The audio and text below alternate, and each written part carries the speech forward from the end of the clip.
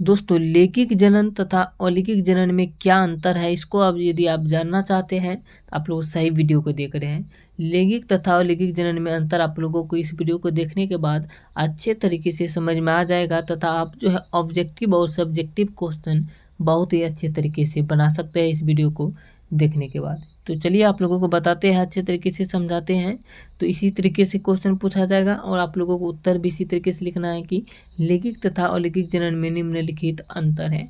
और एक साइड में लिखना है आप लोगों को लैंगिक जनन तथा दूसरे साइड में लिखना है अलैंगिक जनन। इस तरीके से लिखने के बाद यानी बीच में लकीर खींचने के बाद लिख देना है। और इसके बाद आप लोगों को अंतर लिखना है कि लैंगिक जनन जो होता है, पहला अंतर है कि लैंगिक जनन में जो होता है इस क्रिया में नर और मादा दोनों की आवश्यकता होती है और अलैंगिक जनन में नर और मादा दोनों की आवश्यकता नहीं होता है।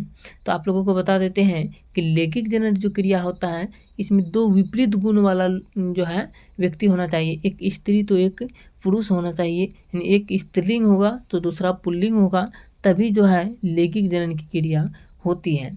और ये समझ गए होंगे आप लोग, इस क्रिया में जो होता है नर और मादा दोनों की आवश्यकता पड़ती है, यानी जो है नर और मादा दोनों की आवश्यकता पड़ती है लैंगिक जनन में। लेकिन अलैंगिक जनन की क्रिया जो होता है यहाँ पर समझ गए होंगे कि इसमें जो है नर और मादा दोनों की आवश्यकता नहीं होती है, ये समझ गए होंगे। ये पहला अंतर है। दूसरा अंतर है कि लैंगिक जनन जो होता है इस प्रकार का जनन जो होता है उच्च श्रेणी के जीवों में होता है और अलैंगिक जनन जो होता है ये निम्न श्रेणी के जीवों में होता है। तो ये अलैंगिक जनन जो होता है इन उच्च श्रेणी के जीव, जैसे कि आप लोग समझ गए होंगे जीव जंतु हो गया, मानव हो गया, यानी ये सब में जो होता है लैंगिक जनन की क्रिया होता है लैंगिक। लेकिन जो होता है अलैंगिक जनन जो होता है ये निम्न श्रेणी के जीवों में होता है, यानी ये पौधे सब जो होता है उसमें होता है अलैंगिक जनन की क्रिया जो होता है ये छोटे श्रेणी के जीवों में होता है।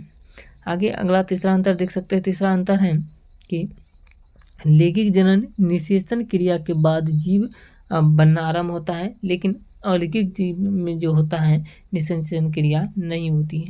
यानी लैंगिक जनन की क्रिया जो होता है इसमें निषेचन के बाद ही जीव का बनना प्रारंभ होता है। यानी जो है निषेचन की क्रिया जो होता है नर युग्मक और मादा युग्मक के संलयन को निषेचन कहा जाता है। और नर युग्मक और मादा युग्मक जो होता है ये दोनों को मिलने से संलयन की क्रिया जो होता है उसमें जाइगोट जो बनता है, जाइगोट का जो निर्माण होता है इसके बाद जो होता है ये यानी जो है जीव का जो है बनना आरंभ होता है, यानी जो नए जीव का उत्पत्ति होता है लैंगिक जनन में निषेचन क्रिया के बाद होता है। लेकिन अलैंगिक जनन में जो होता है निषेचन की क्रिया ये होता ही नहीं है, अलैंगिक जनन में निषेचन की क्रिया नहीं होता है। चौथा अंतर देख लीजिए कि लैंगिक जनन जो होता है इस जनन के लैंगिक जनन के द्वारा उत्पन्न संतान में जो है नए गुण विकसित हो सकते हैं, लेकिन अलैंगिक जनन द्वारा उत्पन्न संतान जो होता है इसमें नए गुण नहीं आ सकते हैं।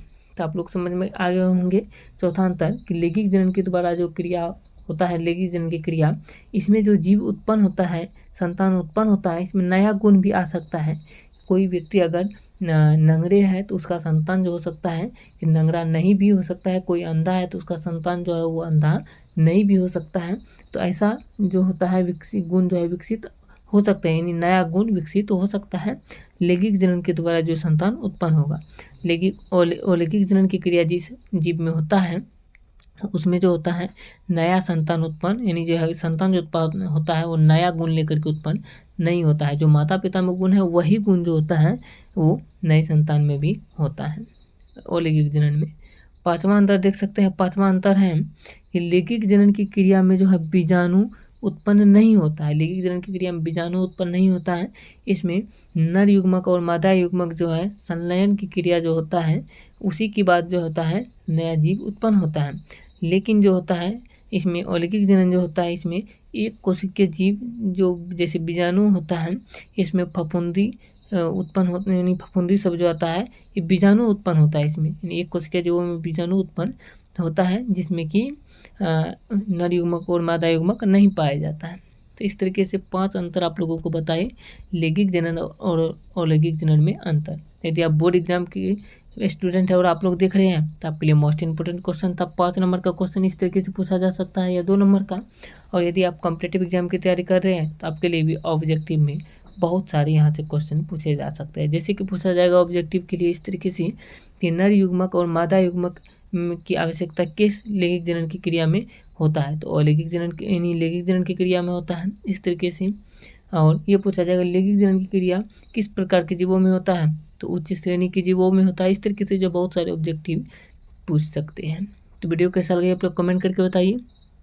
अगर अच्छा लगे है तो वीडियो को लाइक भी कर दीजिए, चैनल को भी सब्सक्राइब जरूर कर लीजिए इस तरीके के और भी क्वेश्चन देखने के लिए। मिलते हैं नेक्स्ट वीडियो में। जय हिंद।